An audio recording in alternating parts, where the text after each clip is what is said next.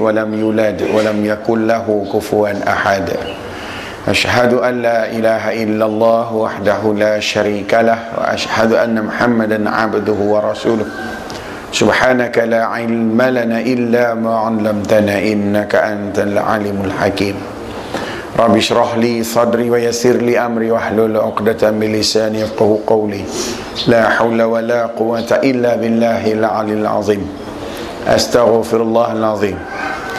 Alhamdulillah, syukur kehadrat Allah Subhanahu wa ta'ala kerana memberi kita keizinan untuk nak meneruskan kehidupan.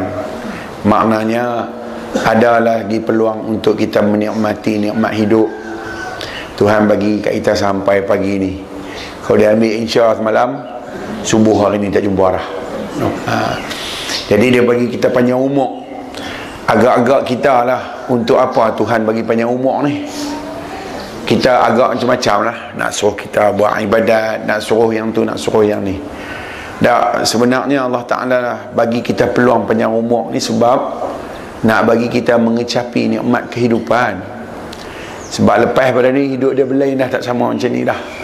Jadi hari ni kita ada kehidupan macam ni, maka nikmatilah nikmat tu dan syukurlah banyak-banyak atas nikmat tu, no? Kalau nak kata suruh buat ibadat, orang Yahudi tak nak buat ibadat pun, Tuhan bagi hidup juga. Orang Nasrani pun tak pernah buat ibadat, nama Tuhan pun tak nak sebut, tapi hidup juga. Juga orang Majusi pun sama. Kalau tujuan untuk ibadat, tak ada guna pun, sebab mereka ni pun hidup juga, tak buat ibadat pun, Tuhan bagi hidup juga. Tapi kita ni dia bagi hidup siapa? Pasal nak suruh cuci dosa. Dosa banyak, no? Bila umur panjang, dia rajinlah bertobat. Macam mana nak bertobat dengan umur panjang ni?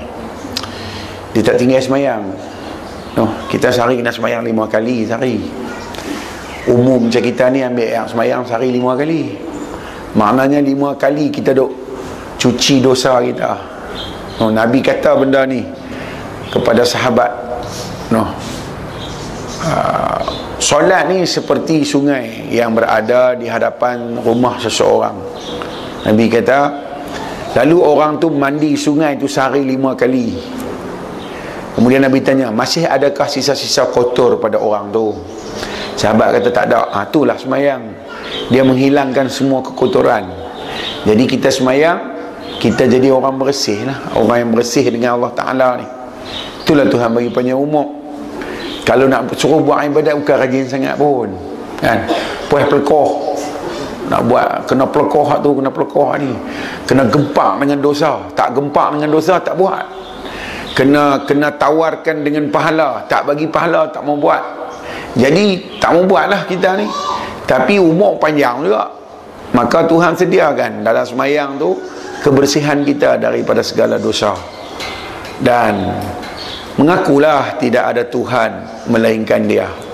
Lepas pada ni, Dia bawa kita balik di alam lain pula. Tak sama macam ni dah. Tumpang duk ada ni, pakat-pakat gunalah sepenuhnya, no. Hari-hari yang kita lalui dah ada 24 jam. Kita tidur 7 jam. Biasa tidur ni 7 jam lah. Ada balance lagi 17 jam.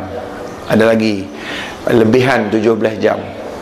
Kita semayang sehari 17 rakaat, 5 waktu. Kalau 17 rakaat, kalau boleh semayang 1 rakaat 1 jam, habislah dosa, kan? Tapi muka macam kita ni 17 rakaat sejam pun tak sampai, kan? Semayang macam peluru. Tu imam pun laju, makmum pun laju, semua pakai laju. Kalang kabut nak pergi cari kapal terbang 370, kan? Tu yang kalang kabut turun cepat-cepat. Dia bukan nak beradon-beradon sikit semayang, tapi kalau pergi makan kenduri kena beradon, kan? Kena segak, kena elok, kan? Lepas tu kalau nak pergi Minang ke apa, kena cakap elok-elok. Semayang dia kalang kabut. Dia kalang kabut. Walhal hati kita hanya boleh tenang dan lapang dengan solat, no. Beza kita dengan Yahudi, Nasrani dan Majusi adalah solat. Beza keimanan, ketakwaan kita adalah solat. Jadi kita buatlah solat tumpang umur panjang. Sambil-sambil buat solat fardu, buatlah solat sunat, kan? Tak boleh buat alin, tak boleh buat alin sebab al-balaqih.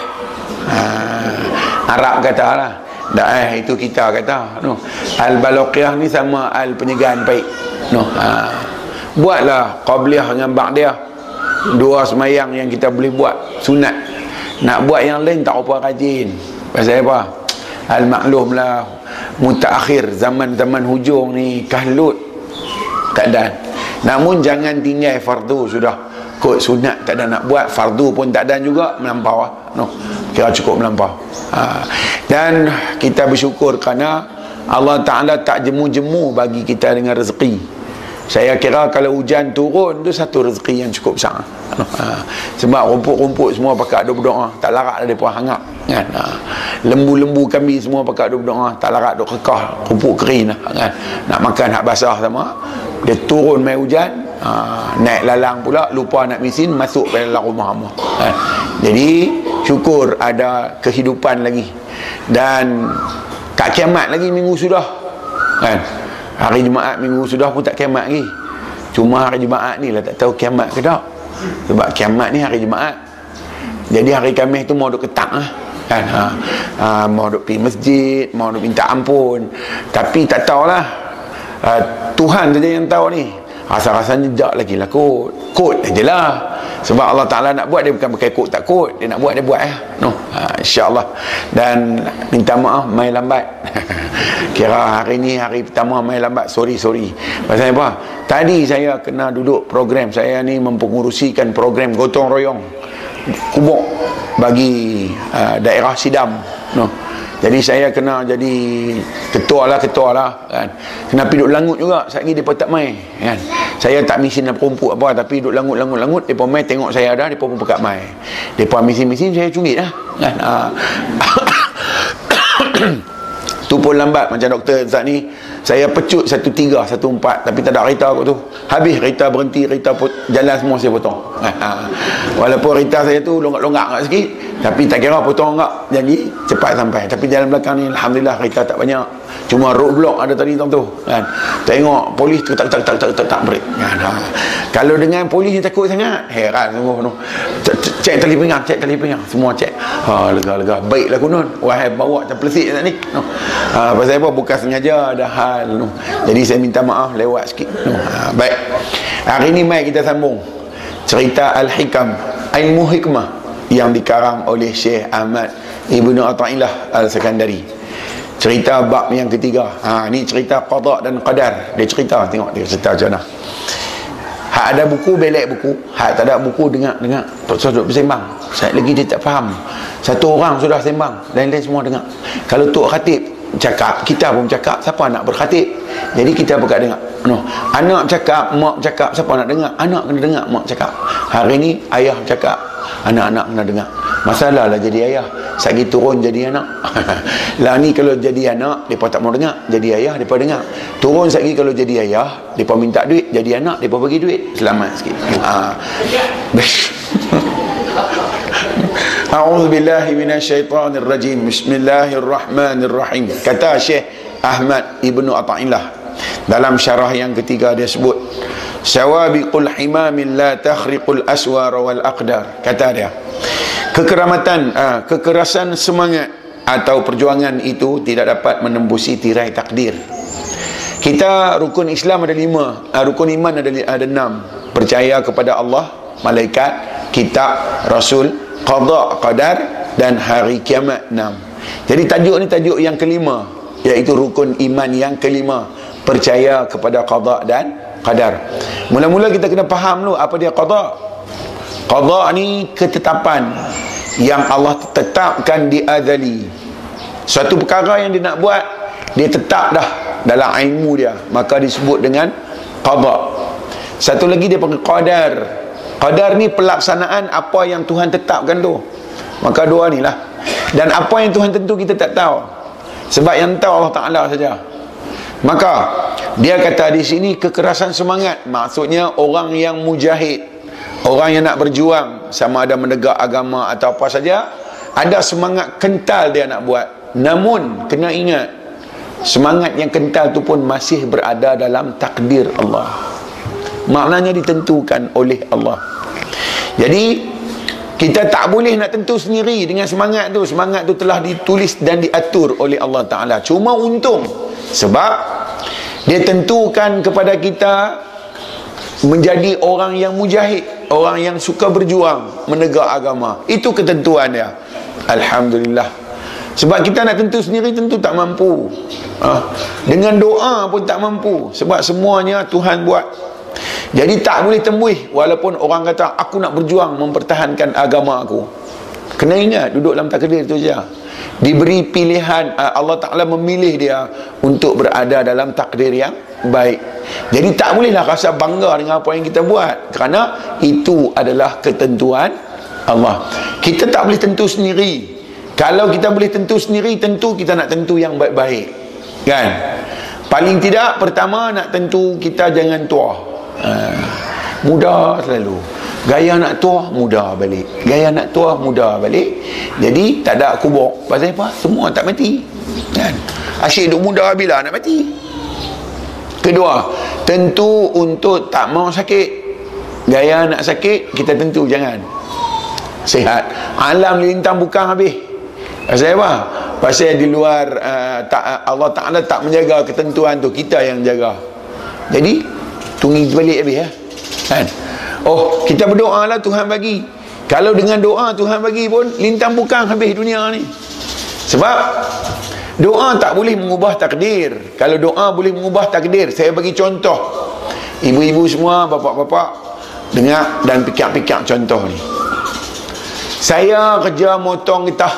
Contoh, ibu-ibu buat bendang. Kalau ibu berdoa nak hujan ke tak mau? Nak hujan, kan? Pasal perlukan air. Saya motong getah ni kalau berdoa mau hujan tak? Tak mau, kan? Nak dua benda beza. Kita pergi surau sama-sama, duduk dalam suatu surau, kita berdoa. Ibu berdoa minta turun hujan, saya berdoa jangan turun hujan. Apa nak jadi dengan hujan? Kalau doa kita Tuhan makbul, dua-dua doa kita Tuhan makbul. Ada tanah perenggan. Tanah perenggan tu ibu punya bendang, saya kebun getah. Kita minta satu turun hujan, satu jangan turun hujan. Apa nak jadi dengan hujan? Nak turun sekat-sekat. Kalau doa boleh ubah lah. Tetapi doa bukan mengubah. Doa ni senjata untuk kita jadi orang yang redha.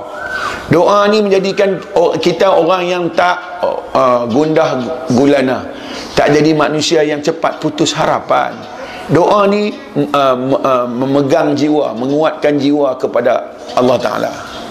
Sebab kalau dengan doa boleh mengubah. Saya masa alam roh ingat nak berdoa juga. Ya Allah, bagilah aku jadi anak Sultan Kedah, kan?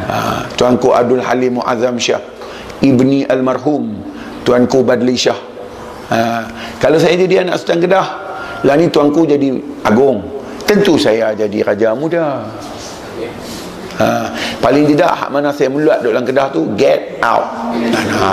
Paling tidak lah. Kalau saya boleh berdoa jadi anak Sultan Kedah, buat apa? Bukan kaya sangat, baik jadi anak Sultan Brunei Hasanah Bolkiah, keluar mai jadi pangeran muda, lagi kaya. Buat apa jadi dia tu? Bukan kaya sangat, baik jadi anak raja apa nama Arab Saudi. Duit masuk kat Arab Saudi tiap-tiap hari berjuta. Orang pergi buat haji umrah berjuta, memang boleh kaya. Tapi dah saya jadi anak Haji Abdullah Sabil, tak apalah tok guru juga, kan? Apa kata kalau saya jadi anak Lim Guan Eng, saya benih dia, apa kata? Hari ni entah duduk di tokong mana kita pun tak tahu. Tapi bukan pasal ketentuan kita, tu pasal ketentuan Allah. Maka bila kita bersemangat tinggi untuk berjuang, syukur. Sebab semangat tu adalah ketentuan Allah Ta'ala untuk kita. Bukan semua orang dia bagi, hak dia pilih je. Hak dia tak pilih tak dapat. Jadi kita dapat, jangan berbangga, malah selalu dalam keadaan tawaduk, kerana mengharapkan pertolongan Tuhan. Tu yang dia kata. Dan tidak dapat menembusi tirai takdir, tetap berada dalam takdir Tuhan. Allah Ta'ala kalau dia tentu, di hospital pun melahirkan anak, atas kapal terbang pun melahirkan anak, Dalam hutan faham pun melahirkan anak. No, kalau Tuhan tentu, kita tak boleh tentu, dan tak mengharap bantuan sesiapa pun. Sebab kalau mengharapkan bantuan orang baru boleh melahirkan anak, kalau bukan daripada Allah, ikan poh pakai tak beranak, duduk tengah-tengah laut tu. Tok bidan pun tak ada, siapa pun tak ada, beranak juga mamalia tu kan. Maknanya dalam susunan dan peraturan Allah. Maka janganlah kita nak berbangga dengan suatu benda yang kita buat tu nampak macam hebat. Selalulah kembali kepada Allah dengan banyak bersyukur. Jadi asyakirin, orang yang selalu bersyukur. Kemudian dia kata kekeramatan, karamah. Tu Arab kata karamah, kita kata keramat. Kita memang kuat, kecoh kan. Orang kata karamah, kita kata keramat. Orang kata zulmah, kita kata gelemat. Orang kata sabun, kita kata sabun. Orang kata ta'limat, kita kata taklimat. Semua Arabnya curi pakai kan. Kita orang Melayu ni bahasa asal kita 3 ya. Bahasa sendiri. Halih semua ambil bahasa orang. Kita bahasa kita padi, tu bahasa kita sendiri.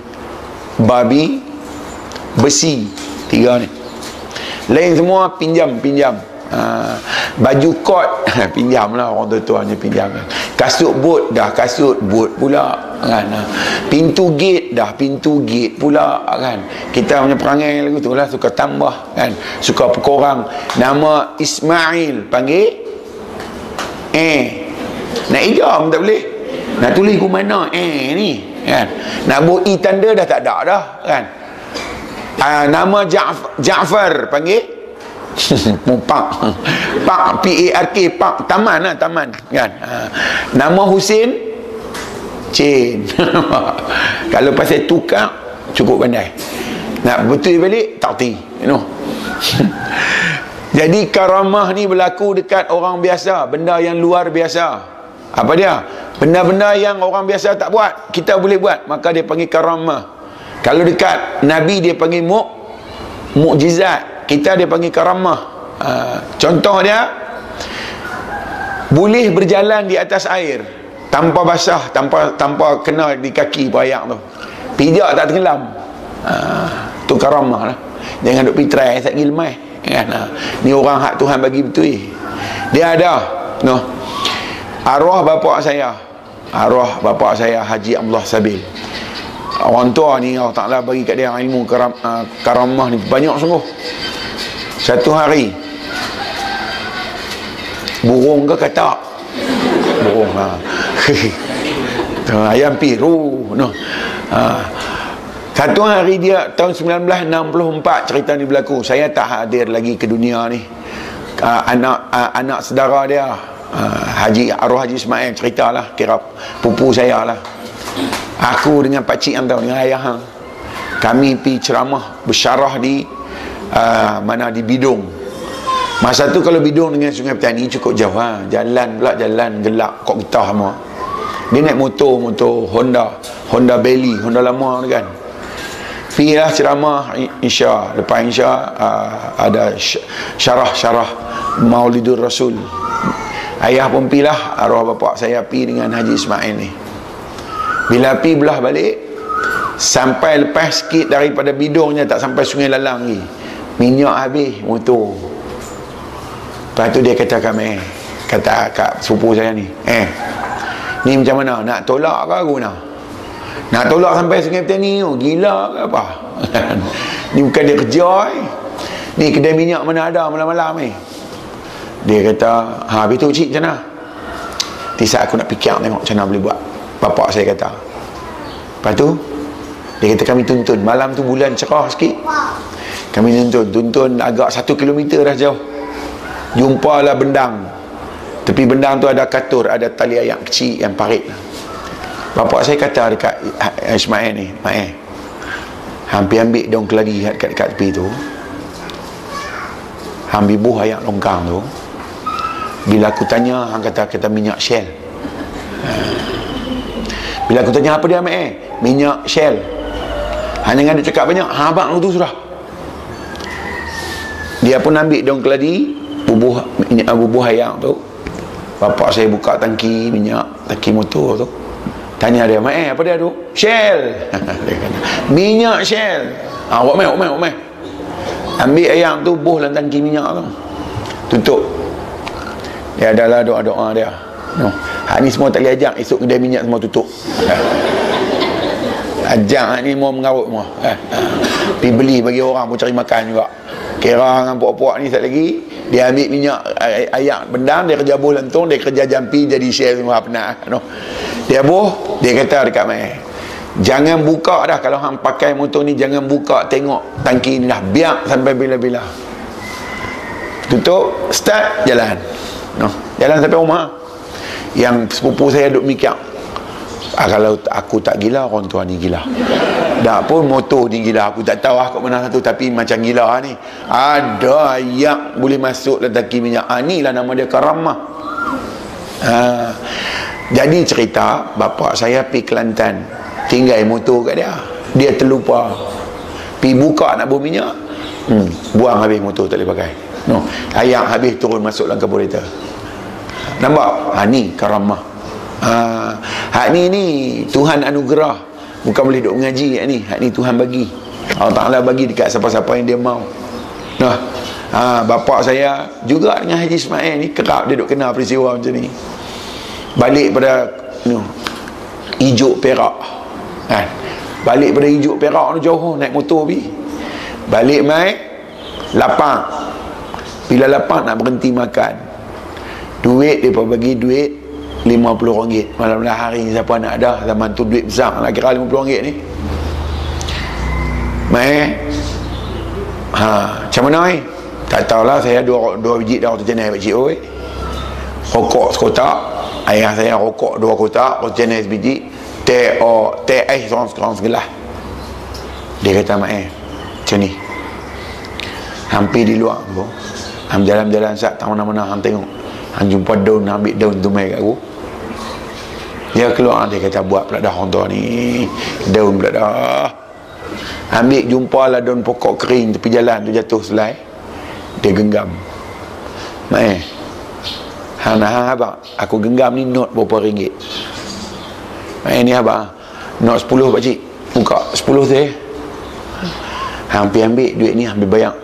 Lepas tu balance yang ambil balik tinggal kat dia. Sekali dia buka lah si jadi daun, dia pelekoh hang, aku tak tahu kan. Tapi esok kita mai bayar balik kan, pasal kita tak nak tukar. Pi bayar bagi duit, tutup makcik dia, kita tunggu berapa hang lagi Melkah naik motor. Sekali dia buka laci dia, aku tak tahu kan. Naik motor balik. Ni karamah. Kalau buat kenduri panggil ramai, lauk tak cukup. Bila lauk tak cukup, orang duk main banyak. Puak-puak karamah ni, dia letak tangan aja di periuk tu. Adalah doa-doa dia, tak mau ajak. Sekali dia pakai tak sembelih lembu, dia kira nak buat tu. Tu tak boleh ajak benda aku ni. Bagi tahu sudah kata benda ni ada.